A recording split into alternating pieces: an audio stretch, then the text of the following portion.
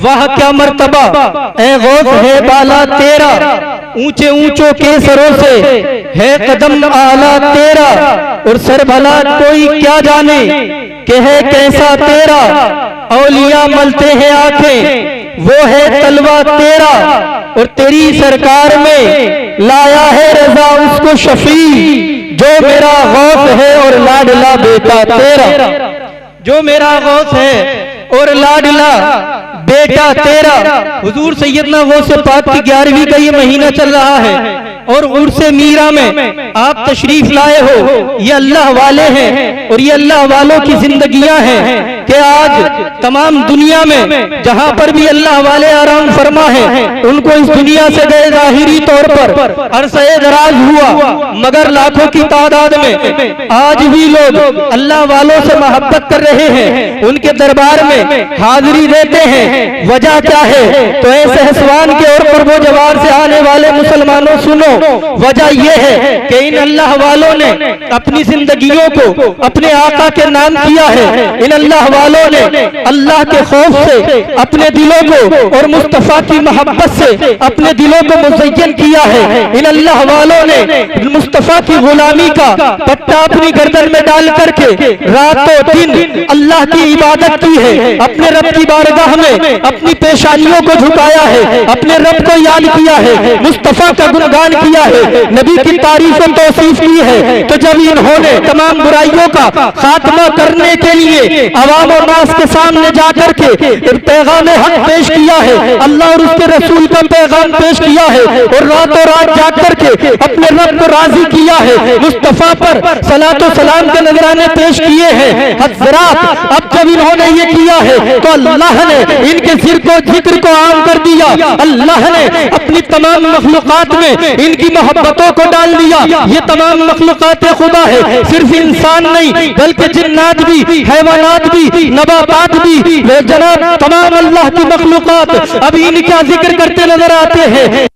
कि जब दुनिया में रह करके इन्होंने अपने रब का जिक्र किया है तो अल्लाह ने तुम्हारे दिलों में इनकी मोहब्बतों को ऐसा डाला है कि चाहे अनचाहे हजारों की भीड़, लाखों की भीड़, लोग कशा कशा इनकी मोहब्बत में चले आते हैं। आज भी इनका जिक्र है, इन्होंने अल्लाह का जिक्र किया, अल्लाह के रसूल का गुणगान किया है, तो अल्लाह ने कब्रों में जाने के बाद भी इनके जिक्र को भी आबाद कर दिया। वो पीरे पीरा मीरे मीरा शाही जीला बगदाद की सरजमीन पर है। अल्लाहू अकबर। बगदाद की सरजमीन पर एक मर्तबा का वाकया, कुछ लोग इकट्ठा होकर के गौसे पाक की बारगाह में हाजिर हो गए और हाजिर होकर के अर्ज करने लगे, सरकार मौसम विभाग की टीम ने एक ऐलान किया है, उन्होंने अनुमान लगाया कि आज दरियाए दजला में बड़ी खतरनाक बाढ़ आने वाली है। सरकार हमारे घर तो गहरे में है, हमारे घर तो जमीन के नीचे स्तर पर है, जहां पर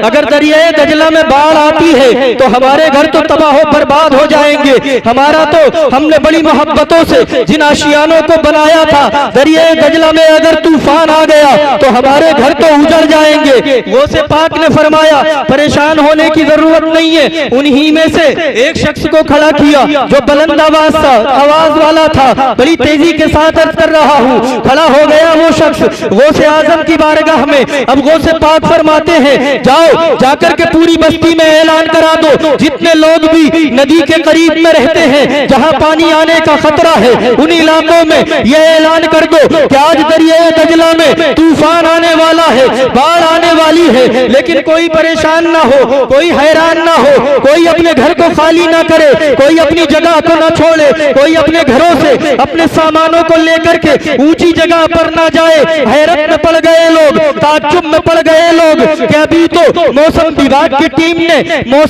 की टीम ने ऐलान किया है बाढ़ आएगी। अब तस्दीक गौसे पाक ने कर दी, उनका तो यकीन नहीं था, लेकिन गौसे पाक की वो जबान है कि अब तो पक्का यकीन हो गया, बोलो सुभान अल्लाह, अब तो पक्का यकीन हो गया कि तूफान दरियाए दजला में आएगा। अल्लाहू अकबर। हिम्मत नहीं थी, कहते गौसे आजम की बारगाह में अर्ज कर देते कि गौसे पाक अगर बाढ़ आए आएगी तो फिर घर खाली क्यों ना किए जाए। होना तो ये चाहिए था कि गौसे पाक फरमा देते कि अपने घरों को खाली करो, लेकिन गौसे पाक उल्टा ही फरमा रहे हैं कि अपने घरों को खाली मत करना, अपनी जगह को न छोड़ना, अपने सामानों को अपने घरों से मत निकालना, जो जहां है वहीं पर रहे। अल मुख्तसर ऐलान करने वाला ऐलान करके बारगाहे खिदमत में हाजिर हो गया, अर्ज करने लगा सरकार ऐलान कर दिया, ठीक है ऐलान हो गया। अपने चंद मुरीदीन को साथ में लिया, गौसे पाक ने पहुंच गए दरिया दजला के करीब, और नदी के करीब जैसे ही पहुंचे हैं तो जो डेंजरस जोन था, जो खतरे के निशान की जगह थी, जो निशानदही की हुई थी कि अगर इसके ऊपर पानी आता है तो शहर में तबाही और बर्बादी मचा करके जाएगा।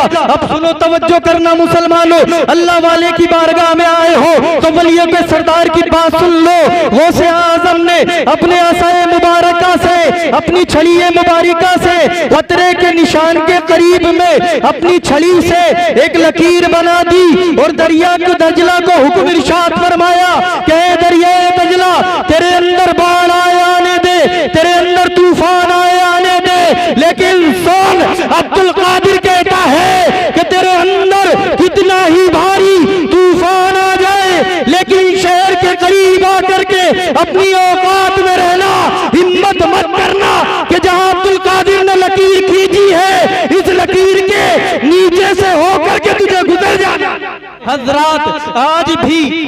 भी दरिया दजला गवाह है, गौसे पाक ने लकीर खींची थी, लोगों ने अपनी निगाहों से देखा, बड़ा खतरनाक तूफान है, बड़ी बड़ी भारी बाढ़ है, पानी तो नजर आता है, लेकिन जैसे ही शहरे बगदाद के करीब में पानी आता है, पानी का स्तर जो अभी तक अपने पूरे